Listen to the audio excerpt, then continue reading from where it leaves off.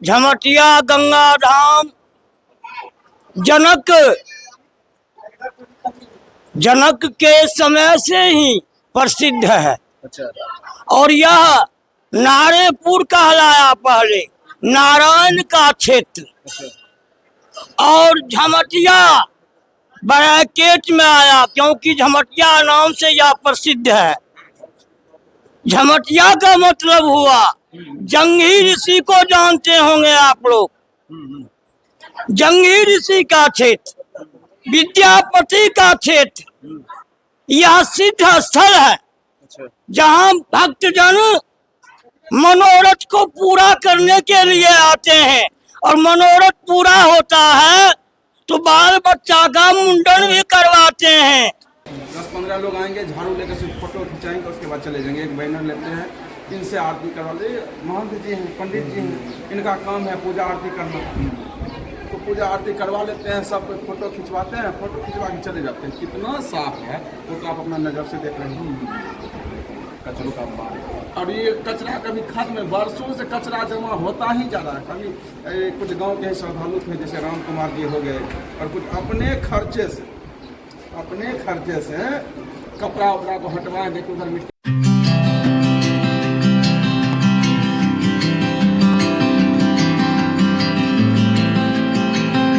नमस्कार, आप देख रहे हैं सीबी न्यूज बिहार। मैं हूं अभिमन्यु और अपने सहयोगी शिवम सिंह के साथ इस वक्त पहुंच गया हूं बछवाड़ा स्थित झमटिया धाम में।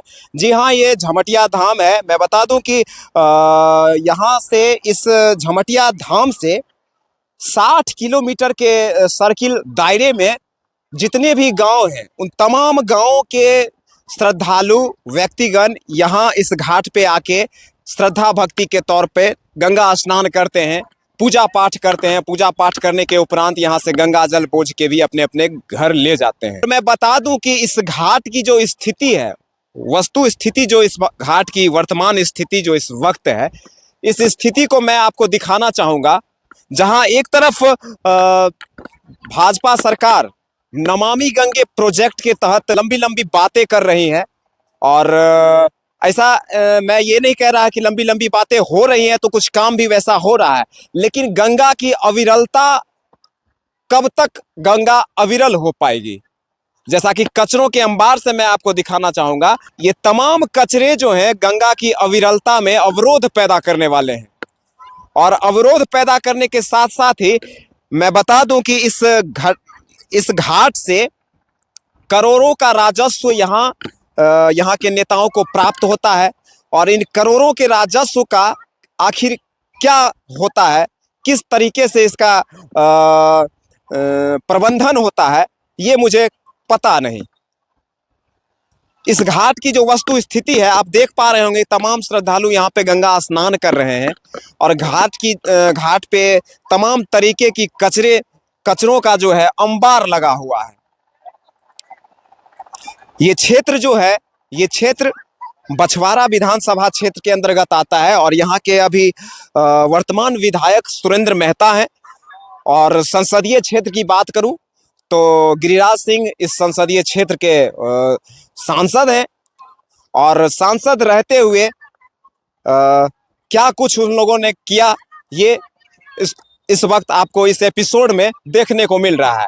कचरों के अंबार पे खड़ा ये झमटिया धाम, इसकी सूरत हाल, इसकी जो स्थिति है, ये कब बदलेगी? आइए जनता क्या कह रही है इसको लेकर हम जनता से जानेंगे, और जनता से ही जानने की कोशिश करेंगे कि आप लोग आ रहे हैं, पिछले कई वर्षों से आ रहे हैं, इस घाट की स्थिति में क्या कुछ बदलाव हुआ है?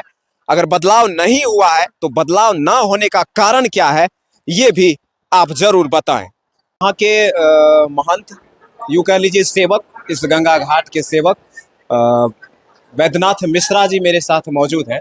और वैद्यनाथ मिश्रा जी जानेंगे कि यहाँ की विधि व्यवस्था किस प्रकार की है। जैसा कि मैंने आपको दिखाया भी है कि विधि व्यवस्था, जो आपने दृश्य देखा है, उस विधि व्यवस्था के दृश्य को महंत जी किस तरीके से वर्णन करते हैं, और कब से इस मंदिर की जो व्यवस्था है, जो यहाँ की जो पौराणिक व्यवस्था है, कब से चलती आ रही है, ये तमाम प्रश्न होंगे। सबसे पहले मिश्रा जी, आपका स्वागत है। जय जय हो। भक्तजन की जय हो। भक्तजन, यह नारेपुर झमटिया गंगा धाम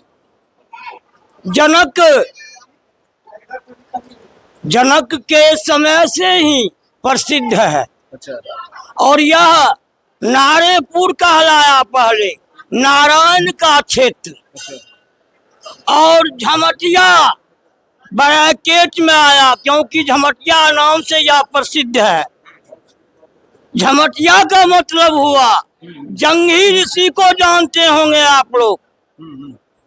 जंगी ऋषि का क्षेत्र, विद्यापति का क्षेत्र, यह सिद्ध स्थल है जहाँ भक्तजन मनोरथ को पूरा करने के लिए आते हैं।